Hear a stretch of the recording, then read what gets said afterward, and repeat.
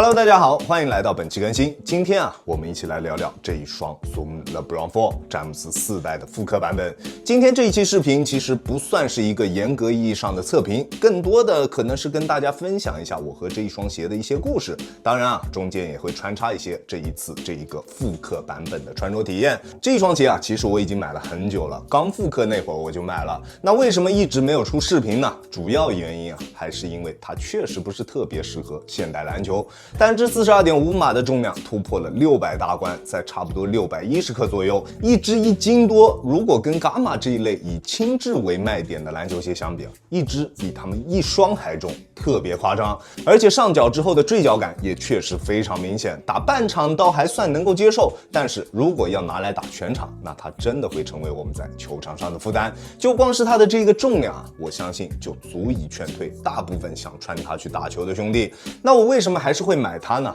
主要还是因为情怀。詹姆斯4代这一个鞋款是我高中的时候第一次通过网络平台购买的篮球鞋，而且我当时买的是一双二手鞋。那个时候我们买鞋还都是在贴吧上面交易的，我相信现在大部分朋友都没有经历过那个时代。我还记得非常清楚，我当时花了280块钱买了一双成色不算特别好的 LBJ 4，中底已经被完全踩开了，外底也有着非常明显的磨损痕迹。而在我拿到鞋穿上脚之后那踩屎感真的是我从来都没有体验到过的。对于当时还没有穿过全掌 Zoom 篮球鞋的我来说，简直就像是打开了新世界的大门。虽然到后来我才发现其实这种极致的踩屎感并没有那么适合我，前后分离式的 Zoom 气垫才更加适合我的打法。但是第一次懂什么叫做踩屎感，就是通过的这一双鞋。Form 鞋面全掌气垫 Free 理念的外底切槽，加上耐磨的外底橡胶，在配置方面可以算是全方面碾压同时期的科比2代。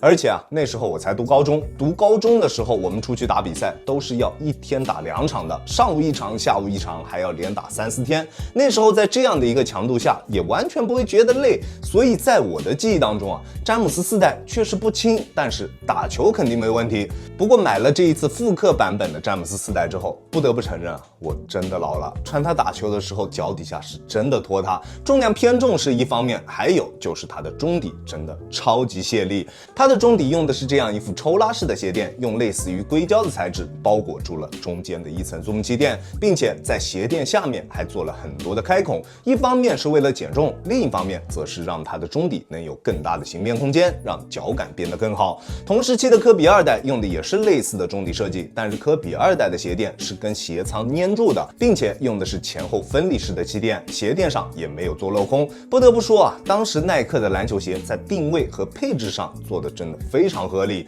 根据篮球鞋不同的定位，甚至是根据对应球星的不同打法，会做出对应具有针对性的设计。反观现在，更多好像只是在外观上面做文章，内核并没有什么太大的区别，也难怪像是 PG One 这一种体验如此一般的篮球鞋，在复刻之后也能有如此多的拥护者。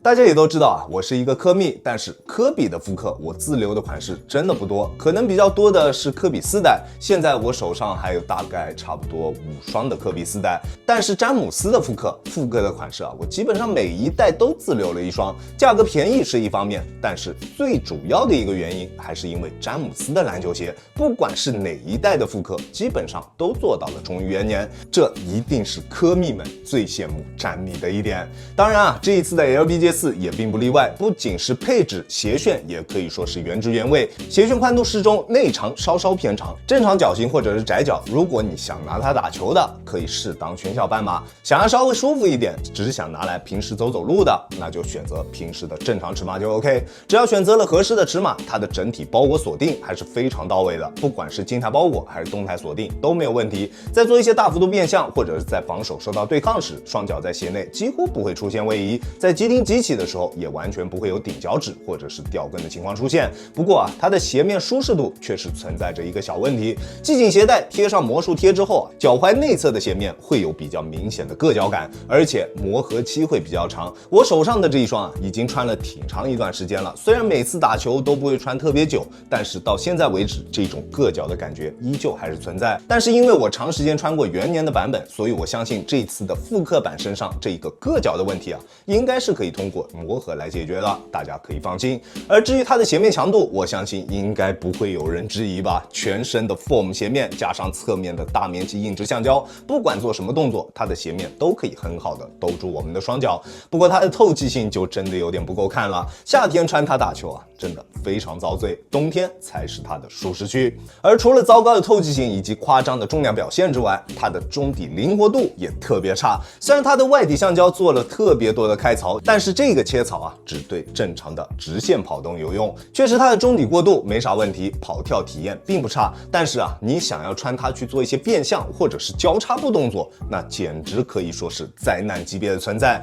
大家可以看到，它的每一个切槽里面啊，都有着像是碳板一样的东西，但实际上这只是一块几乎覆盖了全掌的塑料片，而在这几个切槽的位置处，只是做了碳纤维纹路的花纹，并不是真碳板。但是啊，即使它只是一块普通的塑料板，也足以让它的中底刚性变得极高，因为它的外底橡胶非常厚，硬度也特别高，再加上它的鞋面在中底部下方，其实还有着一层厚度比较厚的 foam 鞋面，几种材料相加之后啊，让它的中底刚性变得非常高，前掌的灵活度特别差，在做动作的时候，它的中底很难贴合住我们的足底形态，变向体验极差，再加上它这种四四方方的外底造型，基本可以算是告别了所有的外线球员。当然啊，它的中底还是有一些优点的，像是脚感啊、缓震啊、稳定性啊，这些方面的表现都没得说，非常棒。但是啊，也就真的只有这么几个优点了，其他方面的表现都不太行。